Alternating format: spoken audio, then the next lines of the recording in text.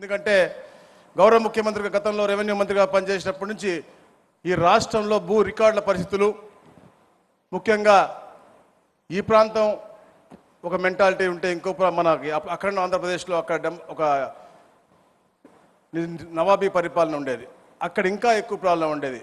అందుకని ఇక్కడ వచ్చిన తర్వాత 2014 నుంచి 19లో ఎన్నో సంస్కరణలు తీసుకొచ్చి ఈ ప్రాంతంలో ఎక్కడ కూడా ఇలాంటి సమస్య ఉండకూడదని చెప్పే లక్ష్యంతో వారి పరిపాలన సాగించారు. కానీ గత పాలకులు ఏదైతే గొడ్డలి పార్టీ అధ్యక్షుడు ఉన్నాడో 2019 వచ్చిన తర్వాత అతనికి భూదాహం, ధనదాహం, రక్తదాహం అన్నీ ఉన్న విషయాలు మీకు తెలిసే. ముఖ్యంగా భూదాహం చూశాడు. ఏదైతే గతంలో కేంద్ర ప్రభుత్వం 2015లో డిజిటల్ ఇండియా అని చెప్పి ఒక ఉద్యమం స్టార్ట్ చేసిందో, digital India land records modernisation programme అని చెప్పి DILRMP అని ప్రోగ్రామ్ స్టార్ట్ చేసిందో, దాని తర్వాత గౌరవ ముఖ్యమంత్రిగా చంద్రబాబు నాయుడు గారు ఉన్నప్పుడు 2018లో ఈ రీసర్వేని పగడ్బందీగా చేయాలి అని చెప్పేసి దానికి కావాల్సినటువంటి కార్యాచరణ అంతా కూడా క్షేత్రస్థాయి అందరు అధికారులకు చెప్పి ఆ రోజులో జియో ఇచ్చి ఈ కార్యక్రమం మొదలుపెట్టడం జరిగింది. ఈ జగ్గయ్యపేటలో మొట్టమొదటి కార్ స్టేషన్ ఏదైతే కంటిన్యూస్ ఆపరేటింగ్ రిఫరెన్స్ సిస్టమ్ ఉంటుందో అది పెట్టి దానికి 32 కోట్ల రూపాయలు ఇచ్చిన ఘనత ఆ రోజు ముఖ్యమంత్రి గారిది. దానికి సంబంధించిన జీవో కూడా మన దగ్గర. ఎందుకని చెప్తామంటే క్రెడిట్ చోరీ డిజాస్టర్ ఏదైతే ఉందో, ఈ యొక్క ప్రతిపక్ష హోదా లేని ప్రతిపక్ష నాయకుడు గొడ్డలి నాయకుడు అతను ఇది మేము తెచ్చాం, మేము చేసామని చెప్పాడు. అతను ఏం చేశాడు అంటే చీకటి చట్టాలు తీసుకొచ్చాడు. ల్యాండ్ టైటిలింగ్ యాక్ట్ అని ఒకటి తీసుకొచ్చి దాంట్లో TRO అనే ఒక మనిషిని పెట్టి అతను ఎవరైనా పెట్టుకునే విధంగా, ఏ అధికారిని కాకుండా అతను జైలు మేట్ అవ్వచ్చు, గ్లాస్ మేట్ అవ్వచ్చు, రూమ్ మేట్ అవ్వచ్చు, అతను ఎవరైనా పెట్టుకుని పేద ప్రజలకు ఏమైనా ఇబ్బంది వస్తే సివిల్ కోర్టులో కూడా అప్లై చేయకుండా కేవలం హైకోర్టు పోయే విధంగా దాన్ని చీకటి చట్టం తయారు చేసేటువంటి పరిస్థితి. మీ అందరూ కూడా మన నియోజకవర్గాల్లో మనం గట్టిగా చెప్పాం, ల్యాండ్ టైటిలింగ్ యాక్ట్ రద్దు చేస్తామని చెప్పాం. గౌరవ ముఖ్యమంత్రి గారు మొట్టమొదటి రోజునే తొలి సంతకంలో ల్యాండ్ టైటిలింగ్ యాక్ట్ పెట్టి మనందరినీ కూడా దాని నుంచి కాపాడినటువంటి పరిస్థితి.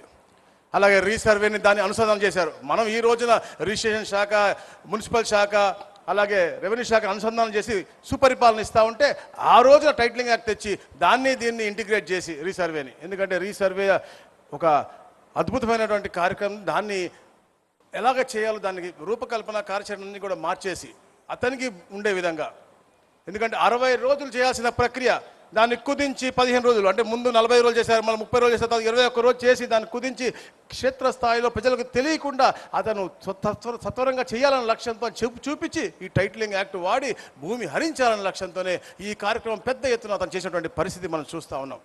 గౌరవ ముఖ్యమంత్రి గారు 2024లో వచ్చిన తర్వాత మనం చూసాం, మనం ఎక్కడికి పోయినా ఒక 70% రెవెన్యూ సమస్యలు వస్తూ ఉన్నాయి.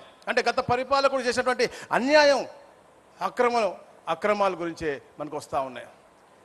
క్షేత్రస్థాయిలో ఒక మంచి పరిపాలన ఇవ్వాలి, అన్ని భూ సమస్యలు పరిష్కరించాలని చెప్పి టైం ఓరియంటెడ్గా, టైం టార్గెట్గా గౌరవ ముఖ్యమంత్రి గారు మా అందరికీ కూడా ఆదేశాలు ఇచ్చారు. మేము అప్పుడు స్పెషల్ CS అవ్వచ్చు, CCLA గారు అవ్వచ్చు, ఇప్పుడు CS గారు అవ్వచ్చు, అందరం కూడా ఎప్పటికప్పుడు ఎన్నో సంస్కరణలు తీసుకొచ్చి 24 నెలల్లో 24 సంస్కరణలు తీసుకొచ్చాం. అయినప్పటికీ కూడా ఇంకా సమస్యలు ఉన్నాయంటే గత పాలకులు చేసిన పాపాలని చెప్పి తెలియజేస్తా ఉన్నాను. మేము ఈ యొక్క 24 నెలల్లో ల్యాండ్ టైటిలింగ్ రద్దు చేశాం, ల్యాండ్ గ్రాబింగ్ ప్రొహిబిషన్ యాక్ట్ తీసుకొచ్చాం, నాలా చట్టం రద్దు చేశాం. అలాగే ఏదో వంశపార్యంగా వచ్చే ఆస్తులు ఉన్నాయో అవి 100 రూపాయలకు 1000 రూపాయలకు చేసుకునే విధంగా చేశాం. నూతన పాస్బుక్లు ఇచ్చాం 24 లక్షలు. దీని గురించే ఇప్పుడు చెప్పాలి నేను, ఎందుకంటే మిత్రులారా, పట్టదారు పాస్బుక్లు చెప్పాను. భూమి అంటే సెంటిమెంట్, ఒక ఎమోషన్. మన భూమాత, భూతల్లి అంటాం, దానికి ఒక అటాచ్మెంట్ ఉంటుంది. రైతుకు ముఖ్యంగా భూమాతతో బాగా అటాచ్మెంట్ ఉంటుంది. అలాంటి భూమి రీసర్వే చేసి తప్పుదాలు చేసి అతనికి తెలియకుండానే చేయకుండా, అతని ఫోటో మాత్రం చాలా బ్రహ్మాండంగా వేసుకున్నటువంటి పరిస్థితి మనం చూసాం. గత పాలకుడు అంటే ఫోటో పిచ్చి, ప్రచార పిచ్చి. ఎవరన్నా కానీ మన తల్లిదో, మన కష్టపడి ఇచ్చినటువంటి తండ్రితో, తాతలతో, ముత్తాతలతో వేసుకుంటారు, కానీ అతని ఫోటో మనకు అవసరమని అడుగుతా ఉన్నాను. ఎందుకంటే వాళ్ళు అంటున్నారు ఫోటో ఒకటే మార్చారు కానీ లోపలేం మార్చారు అని మొన్న ఎప్పుడో ఎవరు అడిగారు. అందుకే నేను చెప్తా ఉన్నాను, 14 లక్షణాలు, భద్రతా లక్షణాలతో మన కొత్త పాస్బుక్ వస్తూ ఉంది. గతంలో ఉన్నటువంటి పాస్బుక్ ఇక్కడ ఉంది చూడండి, కేవలం 4 లక్షణాలు ఉండేవి. దాంట్లో ఏంది అంటే ఫోటో, లోపలేంద్రా బాబు అంటే అక్కడ ఇంకో ఫోటో పొలిటికల్, దాని తర్వాత QR కోడ్ ఇచ్చాడు. నా ఇంటికి పోరా అంటే స్వామి ఇంటికి పోయేటట్టు ఉంటుంది వాళ్ళు వేసిన QR కోడ్. ఫోటో చూస్తే ఫోటోలు కూడా మారిపోతున్నాయి. పేరు నాది ఉంటుంది, మా సోదరి సవిత ఫోటో ఇక్కడ ఉంటుంది, వాళ్ళు వేసిన ఫోటోలు.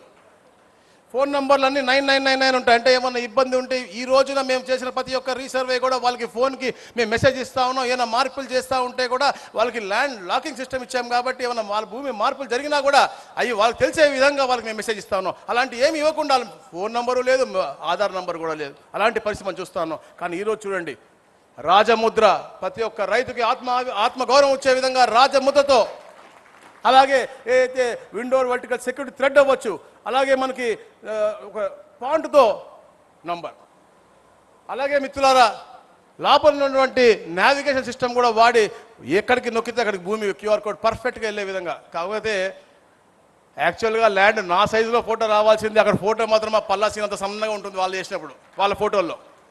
అంత దారుణంగా చేసి దాన్ని మళ్ళీ అప్పీల్ చేసుకోకుండా ఇబ్బంది పడే విధంగా చేశారు.